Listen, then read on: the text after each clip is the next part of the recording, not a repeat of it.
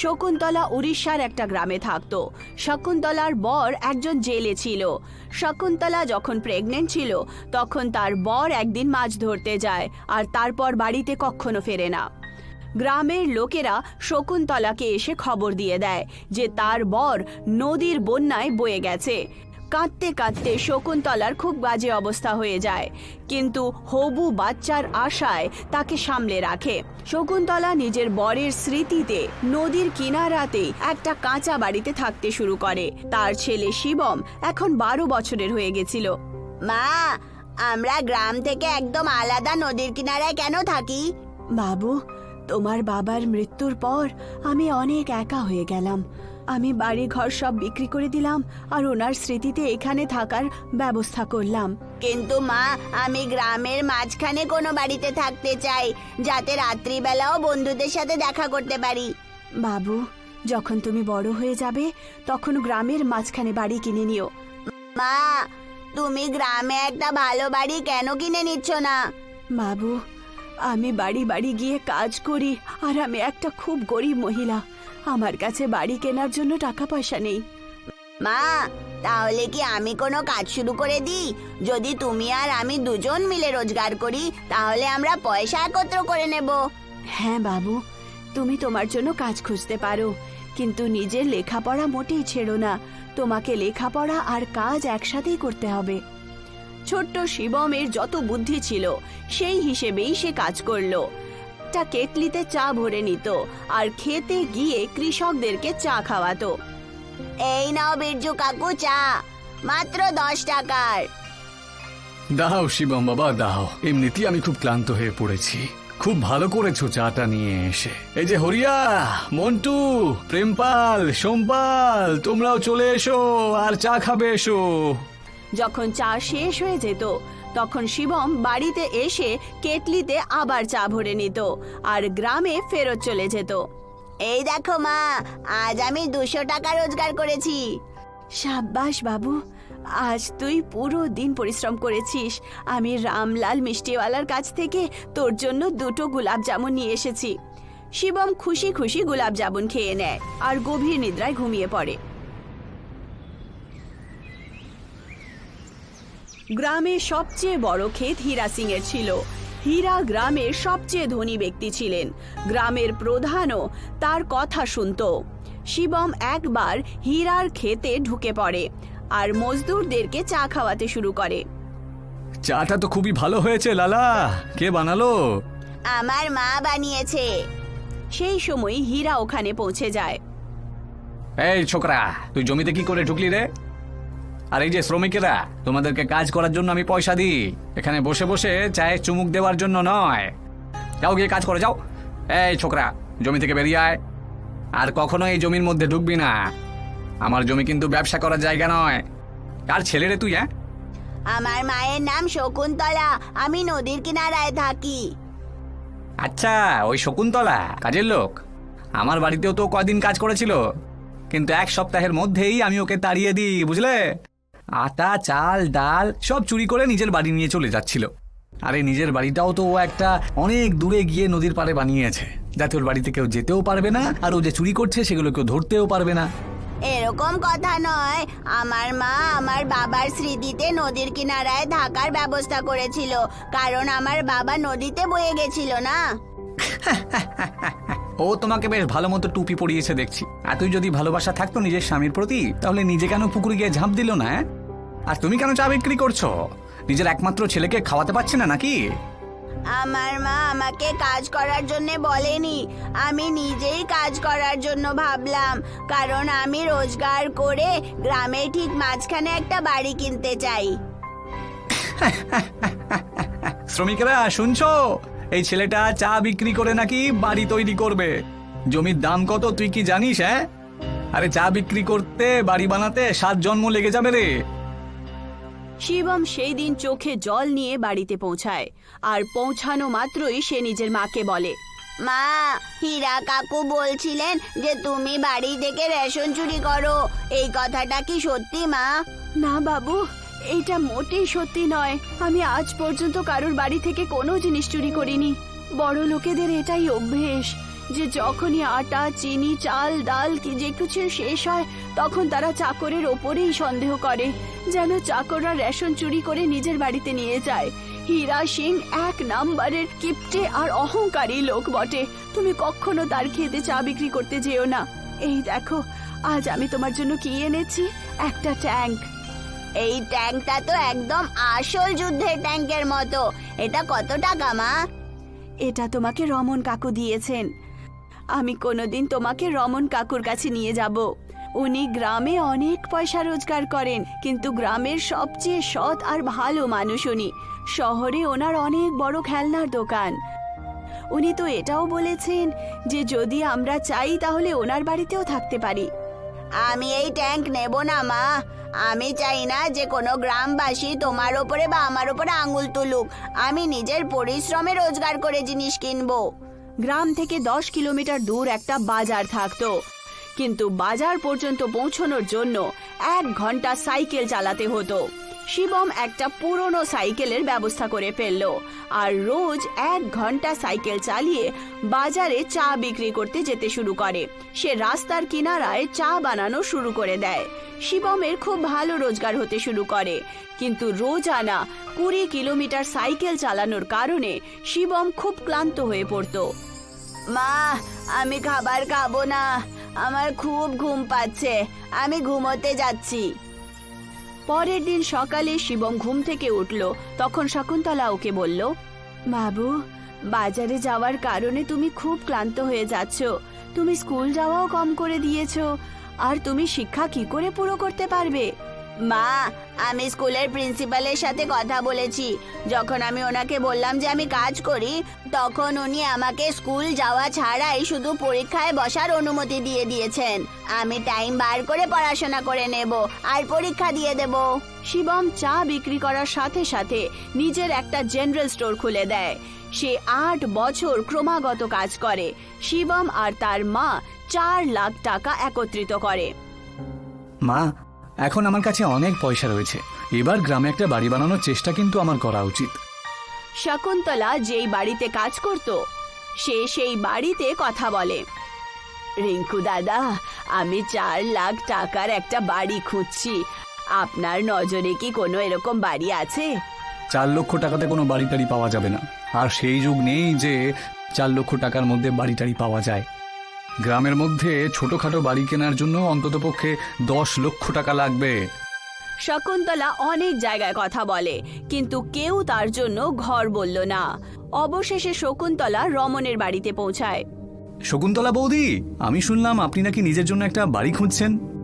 হ্যাঁ দাদা, খুঁজছি তো বটে, কিন্তু আমার কাছে শুধু 4 লাখ টাকাই আছে।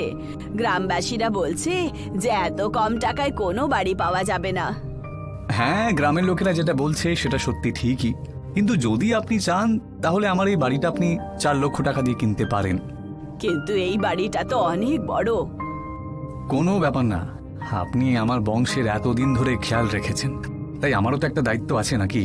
আমি আমার ছেলেপিলেদেরকে শহরেই রাখবো, তবে গ্রামে আমার জন্ম, গ্রাম আমার ভালো লাগে, তাই গ্রামে মাঝে মাঝে বছরে 1-2 বার ঘুরতে আমি আসবো। ব্যাস 1-2 দিনের জন্য এখানে থাকার জন্য জায়গা দিয়ে দেবেন। এটা কি ধরনের কথা বলছেন আপনি দাদা? আমি আমার ছেলে এখানে থাকবো, কিন্তু এই বাড়িটা আপনারই। আপনি যখন চান তখন আসতে পারেন। শকুন্তলা 4 লাখ টাকায় বড় ঘর পেয়ে গেল। শিবম খুব খুশি হলো। একদিন যখন হীরা সিং রাস্তা দিয়ে হাঁটছিল, তখন শিবম তাকে বলে ওঠে, হীরা কাকা, আপনি বলেছিলেন যে আমি 7 জন্ম হয়ে গেলেও এই গ্রামে বাড়ি কিনতে পারবো না, কিন্তু দেখুন কত বড় বাড়ি আমি এই জন্মেই কিনে ফেললাম। দেখুন দেখুন দেখুন। হীরা সেই সময় জমির কেসের জন্য কোর্টে যাচ্ছিল। শিবমের কথা শুনে হীরালাল প্রচন্ডভাবে রেগে ওঠে। এই ছোকরা, তুই কি জানিস? হ্যাঁ, আমি একটা জরুরি কাজে বাইরে যাচ্ছি।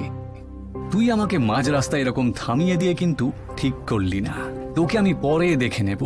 এইটুকু বলে হীরা সিং নিজের বাড়িতে চলে যায় আর রাত হয়ে যায়। সেই রাতে হীরা ভাবতেই থাকে যে শিবম এত বড় বাড়ি কি করে পেল। পরের দিন প্রধানকে বলে সে গ্রামে একটা অভিযান শুরু করে দেয়। কিছু সরকারি লোক শিবমের বাড়িতে পৌঁছায়। আপনারা কে? আমরা সরকারের তরফ থেকে এসেছি। আমরা সমস্ত বাড়ির কাগজপত্র চেক করছি। যারা অবৈধভাবে জায়গা কবজা করে বাড়ি করেছে তাদের চিহ্নিত করতে পারি। তুমি তোমার বাড়ির কাগজ দেখাও। লোকটা কাগজপত্র চেক করে, সমস্ত কাগজপত্র ঠিক ছিল। বাড়ি শিবমের মায়ের নামেই ছিল। আমরা কাগজপত্র পরীক্ষা করে দেখলাম, বাড়িটা শকুন্তলা দেবীর নামেই রয়েছে। ঠিক আছে, তুমি এবার যেতে পারো। ওই ছেলেটা প্রতিদিন বাজারে যায়। আমি ওকে রাস্তাতে গুন্ডাদের দিয়ে মার খাওয়াবো আর ওকে বাড়ি ছেড়ে চলে যেতে বাধ্য করবো, এই আমি কথা দিলুম। ও নিজের অজান্তে বাহুবলী হীরা সিং এর সাথে পাঙ্গা নিয়েছে। হীরা কিছু গুন্ডাদেরকে টাকা পয়সা দেয়। গুন্ডারা পরের দিনের পুরো প্ল্যানিং করে নেয়। কিন্তু রাত্রিবেলা গ্রামে একটা তুফান চলে আসে। আর বাংলার এই ধরনের তুফান প্রায়শই গ্রামের ভেতরে চলে যেত, কিন্তু এইবার খুব ভয়ানক তুফান এলো। গ্রামের সমস্ত বাড়ি খারাপ হয়ে যায়। হীরা আর শিবমের বাড়িও বাঁচতে পারল না। এবার বলো শিবম, তা তোমার কাছে কি এত পয়সা আছে যে তুমি আবার একটা নিজের জন্য বাড়ি বানাতে পারবে? আমার কাছে অনেক ব্যাংক ব্যালেন্স রয়েছে। এখন আমি আগের থেকেও একটা বড় বাড়ি বানাবো। শিবম আর শকুন্তলা আবার এদিক ওদিক ঘুরতে শুরু করে। নদীর জল স্তরও বেড়ে গিয়েছিল, সেই জন্যে নদীর কিনারার পুরনো বাড়িও বয়ে গেছিল। মা, কয়েকদিনের জন্য আমাদের জঙ্গলে থাকা উচিত। যখন ওরা দুজন জঙ্গলে গেল, তখন তারা ওখানে একটা অনেক বড় ট্যাঙ্ক খুঁজে পায়।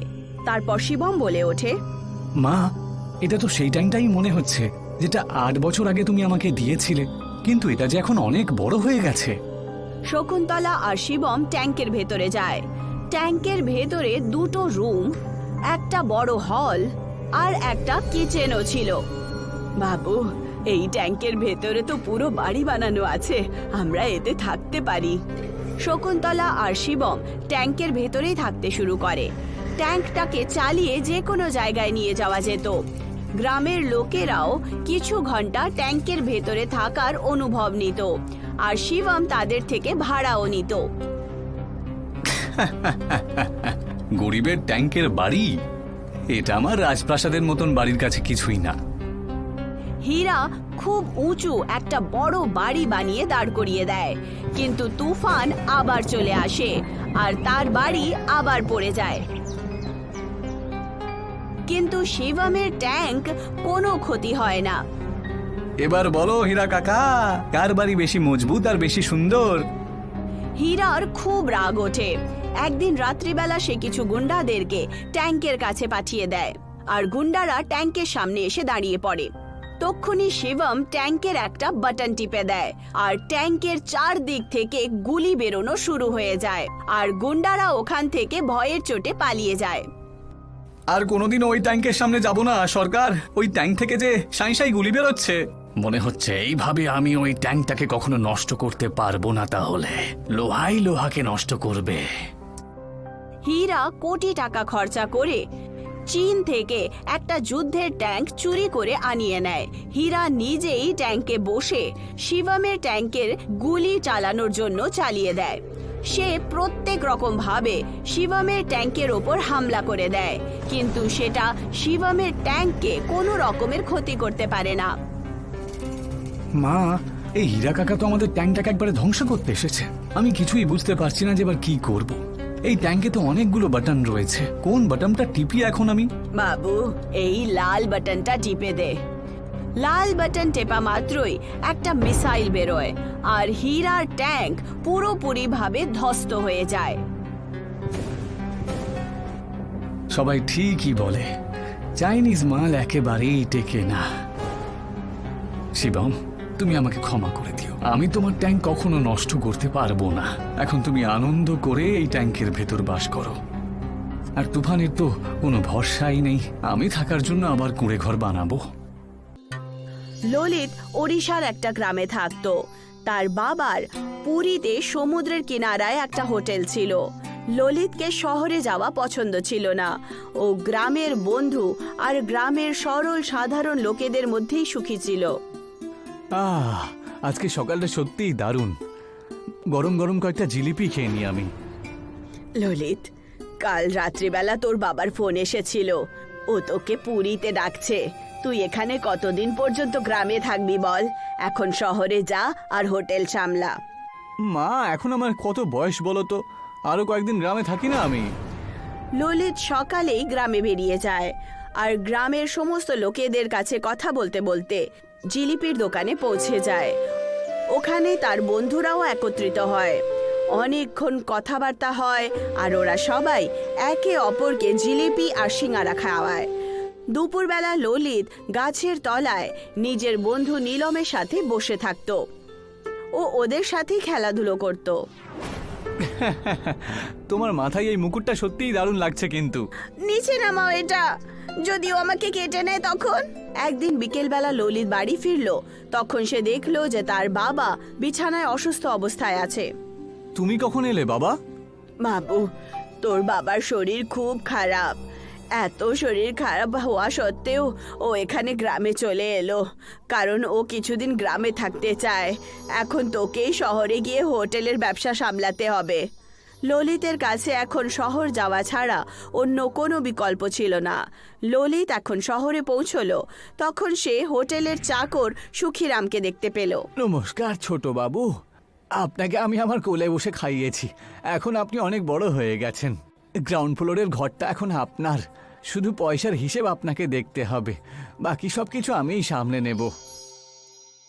একদিন ললিত সমুদ্রের কিনারায় বসেছিল। সে দেখতে পেল যে তারই বয়সের একটা ছেলে একটা কচ্ছপ ধরে ফেলেছে। ওই ছেলেটা কচ্ছপের ওপরে দাঁড়িয়ে কচ্ছপের প্রাণ বার করে দিচ্ছিল। ললিতের কচ্ছপের ওপর খুব দয়া হয়। সে ওই ছেলেটাকে বলল, আরে তুমি ওই কচ্ছপটাকে মারতে চাইছো কেন? ওকে সমুদ্রে আবার যেতে দাও। এই ওকে আমি ধরেছি, ওর সাথে যা ইচ্ছা আমি তাই করব। তুই আমাকে আটকানোর কে রে? কচ্ছপেরও প্রাণ আছে, বুঝতে পেরেছো? তোমার মাথার ওপরে যদি কেউ 100 কিলো ওজনের একটা লোক দাঁড়িয়ে পড়ে, তাহলে তোমার কেমন লাগবে? ওই কচ্ছপটা আমাকে দিয়ে দাও। এই, তুই আমাকে চিনিস না? আমার নাম হলো মন্টি। আমার বাবা কালিয়া শেঠ এখানকার গুন্ডা, বুঝেছো? আর হোটেলের লোকেরা নিজের রোজগারের 10% দেয়, বুঝেছো? তোমার বাবা কালিয়া শেঠ হোক বা টালিয়া শেঠ, আমার হোটেলের রোজগারের একটা পয়সাও তোমার বাবাকে আমি দেব না। আর এই কচ্ছপটাও আমি তোমার কাছ থেকে কেড়ে নেব। ললিত চমনকে ধাক্কা দিল আর কচ্ছপটাকে তুলে সমুদ্রে ফেলে দিল। চমন কাঁদতে কাঁদতে নিজের বাবার কাছে পৌঁছায়। বাবা, বাবা, ললিত নামে একটা ছেলে আমাকে ধাক্কা মেরেছে, আর ও বলে নাকি তোমাকেও একটা পয়সা সে দেবে না। আমার অপমান করে তুমি চলে এলে, তাই তো? এবার থেকে তুমি বাড়িতেই থাকো, ওর ব্যবস্থা আমি করব। সেই দিন রাতে কালিয়া শেঠ ললিতের হোটেলে পৌঁছায়। আসুন কালিয়া বাবু, বড় মালিকের শরীরটা খারাপ আছে, ছোট মালিককে আমি ডেকে পাঠাচ্ছি। এই লোকটা আবার কে? ইনি হলেন কালিয়া শেঠ। এনাকে 20,000 টাকা আপনাকে দিতে হবে। 20,000 নয়, 40,000। তুমি আমার ছেলেকে ধাক্কা মেরেছ, সেই জন্য এবার থেকে তুমি 10% না 20% দেবে, ঠিক আছে? আমি তোমাকে একটা পয়সাও দেব না, বুঝেছেন? হোটেল আমাদের, পরিশ্রম আমাদের, আর তুমি ফ্রিতে মজা নিচ্ছ। এখানকার সমস্ত হোটেলের মালিকেরা আমাকে পয়সা দেয়, তাই তোমাকেও দিতে হবে। তাহলে আমি সমস্ত হোটেলের মালিকদের কাছে যাব আর তাদেরকে বলবো যে তোমাকে যেন একটাও পয়সা না দেওয়া হয়। এই যে সুখিরাম, এই বাচ্চাটাকে একটু ভালো করে বোঝাও, আমার সাথে পাঙ্গা যেন না নেয়, নাহলে কিন্তু পরিণাম ভালো হবে না। একে বলো নিজের বাবার সাথে কথা বলুক সে। আপনি রাগ করবেন না কালিয়া শেঠ, আমি ওনাকে বোঝাবো। আপনি কয়েকদিন পরে চলে আসবেন। এরপর যখন আমি আসবো তখন যেন আমার পয়সা রেডি থাকে। ললিত নিজের বাড়িতে ফোন করলো, তখন জানতে পারলো যে তার বাবার মৃত্যু হয়ে গেছে। ললিত গ্রামে পৌঁছালো। বাবু, এখন এই ঘরে আর কেউ নেই, তুই বিয়ে করে নে। বাড়িতে বউ থাকবে, তাহলে আমি আর একা বোধ করব না। ললিত নিজের বন্ধু নীলমের সাথে বিয়ে করলো। আমি কিছুদিন তোমার সাথে শহরে থাকতে চাই, তারপর আমি এখানে আবার চলে আসব। ললিত নীলমকে নিয়ে শহরে পৌঁছালো। এসো এসো ললিত, বিয়ে করে নিয়েছো আর আমাকে নিমন্ত্রণ জানালে না। এবার 40,000 টাকা আমাকে দিয়ে দাও, তখন আমিও সবাইকে ভোজ খাওয়াবো। আমার ছেলেরও তো বিয়ে আমাকে দিতে হবে। আপনি বারবার কেন ভিক্ষা চাইতে আসেন বলুন তো? পরিশ্রম করে রোজগার করুন না। আমি তো একবার বারণ করে দিয়েছি যে পয়সা আমি দেব না, তার মানে পয়সা দেব না। তাই তুমি এখান থেকে চলে যাও। কালকে সকাল অবধি তোমার কাছে সময় রয়েছে। যদি কাল সকালের মধ্যে পয়সা না আমার বাড়িতে পৌঁছয় তাহলে তোর হোটেল আমি বুলডোজার চালিয়ে দেবো। হ্যাঁ, ললিত আর নীলম পুলিশ স্টেশনে গেল, কিন্তু পুলিশ স্টেশনে কেউ তাদের একটা কথাও শুনল না, কারণ থানার ইনচার্জ কালিয়ার সাথে ঘুষ নিত। আমাদেরকে ডিএম এর অফিসে যেতে হবে, তখনই কিছু হবে। ললিত আর নীলম ডিস্ট্রিক্ট ম্যাজিস্ট্রেটের কার্যালয়ে যায় আর ওনার সাথে কথা বলে। পরের দিন কালিয়া যখন ললিতের হোটেলে বুলডোজার নিয়ে পৌঁছায়, তখন পুলিশওয়ালারা তাকে আটকে দেয়। দাঁড়াও কালিয়া, তুমি এই হোটেল ভেঙে দিতে পারো না। কি হয়েছে ইন্সপেক্টর, তুমি কি ভুলে গেলে নাকি যে প্রতি মাসে আমি তোমাকে তোমার ভাগের পয়সা দিয়ে আসি? ডিএম এর অফিস থেকে হোটেলকে সুরক্ষিত রাখার অর্ডার এসেছে, তাই আমরা কিচ্ছু করতে পারবো না। যদি তোমার কিছু বলতে হয় তাহলে ডিএম এর সাথে গিয়ে কথা বলো। কালিয়া গিয়ে ডিএম কেও ঘুষ খাইয়ে দেয় আর পরের দিন নিজের লোকেদের সাথে এসে ললিতের হোটেল ভেঙে দেয়। বৃষ্টি হতে শুরু করে। ওরা সমুদ্রের কিনারায় একটা তাম্বু লাগায় আর নিরাশ হয়ে বসে পড়ে। ললিত আর নীলম কাঁদতে শুরু করে। তক্ষুনি একটা কচ্ছপ ললিতের পায়ের কাছে আসে। আমাকে চিনতে পারলে? সেদিন তুমি আমার প্রাণ রক্ষা করেছিলে। হ্যাঁ, আমি তোমাকে চিনতে পেরে গেছি বন্ধু। তুমি এখানে কেন এসেছো? তোমাকে কাঁদতে দেখে আমি তোমার কাছে চলে এলাম। আচ্ছা, তোমার কি কোনো রকম কিছু সমস্যা হয়েছে? ললিত কচ্ছপটাকে সমস্ত কথা বলে। আমি কোনো সাধারণ কচ্ছপ নই, আমি আমার আকার ইচ্ছে মতন আমি বাড়াতে পারি। তুমি একটা কাজ করো, আমি বড় হয়ে যাচ্ছি আর তুমি আমার ওপরে হোটেলটা তৈরি করে নাও। কচ্ছপ প্রায় 100 ফুটের হয়ে গেল আর ললিত নিজের বেঁচে থাকা পয়সা লাগিয়ে তার ওপরে একটা হোটেল দাঁড় করিয়ে দেয়। কচ্ছপ যখন সমুদ্রে যেত তখন সেই হোটেলটাও তার সাথে সাথেই যেত। কচ্ছপের ওপরে বানানো হোটেল লোকেদের আকর্ষণের ব্যাপার হয়ে গেল আর অনেক উঁচু দামে হোটেলের রুম ভাড়ায় লাগতে শুরু করলো। কালিয়া যখন ললিতের হোটেল দেখলো তখন তার চোখ খুব ছানাবড়া হয়ে ওঠে। ললিত, তুমি নতুন হোটেল তৈরি করেছো, তোমার রোজগারের 10% আমাকে দিতে হবে। আমার হোটেল তো মাটির ওপরে নেই, তাই না? যার জন্য আমি তোমাকে পয়সা দেব। যদি তুমি আমার হোটেল ভাঙতে চাও তাহলে চেষ্টা করে দেখতে পারো। কালিয়া বুলডোজার নিয়ে হোটেলের কাছে পৌঁছায়, কিন্তু কচ্ছপ হোটেলটাকে নিয়ে সমুদ্রের ভেতরে চলে যায়। বুলডোজার সমুদ্রে ফেসে গেল আর বাইরে বেরোতেই পারল না। হোটেলটা ভাঙলো না, তার উপর আমার বুলডোজারটা নষ্ট হয়ে গেল। আমাকে অন্য কিছু ব্যবস্থা নিতে হবে। কালিয়া অনেকগুলো গুন্ডা ডেকে নিল আর বলল, তোমরা ওই কচ্ছপের হোটেলের কাছে যাও তো আর ধাক্কা দিয়ে হোটেলটাকে কচ্ছপের পিঠ থেকে ফেলে দিও। কিছু লোকেরা জাহাজ দিয়ে কচ্ছপের কাছে পৌঁছায় আর ওরা হোটেলকে ধাক্কা মারা শুরু করে দিল, কিন্তু হোটেল একটুও নড়ল না। অবশেষে সমস্ত লোকেরা হার মেনে নিল আর ফেরত চলে এলো। সাহেব, হোটেলটাকে ফেলে দেওয়ার আমরা অনেক চেষ্টা করেছি, কিন্তু হোটেলটা কচ্ছপের পিঠে খুব ভালোভাবেই চিপে রয়েছে, ওকে ফেলে দেওয়া যাবে না। কালিয়া ডাইভিং স্যুট পরে নিল আর একটা তলোয়ার নিয়ে কচ্ছপের নিচে পৌঁছে গেল, কিন্তু ললিত কচ্ছপের পেটে আগে থেকেই মোটা স্টিলের চাদর পরিয়ে দিয়েছিল। কালিয়া তলোয়ার দিয়ে চাদরটা কাটতে শুরু করলো, কিন্তু তার তলোয়ার টেরা হয়ে গেল। ললিত আগে থেকেই সবকিছু ব্যবস্থা করে রেখেছে যাতে কচ্ছপের পেটটাকে কেউ কাটতে না পারে, কিন্তু আমিও এত সহজে হার মানবো না। কালিয়া লাখ টাকা খরচা করে একটা রকেট লঞ্চার নিয়ে এলো। ও কচ্ছপের পেছনে পেছনে সমুদ্রের ভেতরে অনেক গভীরে পৌঁছে গেল আর কচ্ছপের পেট চেরার জন্য রকেট লঞ্চার ছাড়ার প্রস্তুতি চালু হলো। কিন্তু তক্ষুনি ওখানে শার্ক মাছ চলে এলো আর তার চারদিকে ঘুরতে শুরু করলো। জলের ভেতরে কালিয়া চিৎকারও করতে পারছিল না। সে নিজের ভুলটা বুঝতে পারলো আর তার চোখ দিয়ে জল বইতে শুরু করলো। তক্ষুনি ললিত ওখানে পৌঁছে যায় আর সে জলে একটা কেমিক্যাল মিশিয়ে দেয়। কেমিক্যালের গন্ধে শার্ক মাছেরা ওখান থেকে পালিয়ে যায়। ললিত কালিয়াকে সমুদ্রের বাইরে নিয়ে চলে আসে। আমাকে ক্ষমা করে দিও বাবা, তুমি যদি না আসতে তাহলে আমি বেঁচে থাকতাম না। আর আমি তোমাকে তোমার জমি আবার ফিরিয়ে দেব আর তার উপরে নতুন হোটেল তৈরি করেও দেব। আমি আজ থেকে আমি এইসব বাজে কাজ করা বন্ধ করে দেব আর নিজের পরিশ্রমে পয়সা রোজগার করব।